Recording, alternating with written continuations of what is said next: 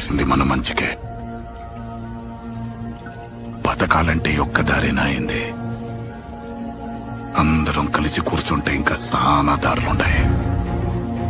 ఈ ఒక్క తూరి నా మాటను భైరా.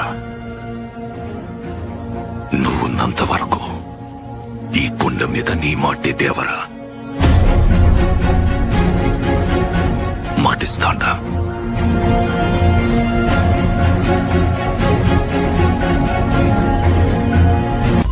అసలు ఎవరు వాళ్ళంతా? ఎవరు చేశారు ఇదంతా? సానా పెద్ద కథ సామి. రక్తంతో సంద్రమే ఇరుపెక్కిన కథ.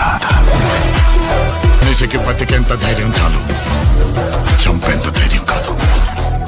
కాదు కూడదు అని మీరు మళ్ళీ ఆ ధైర్యాన్ని కూడగలితే ఆ ధైర్యాన్ని చంపే భయాన్నైతా.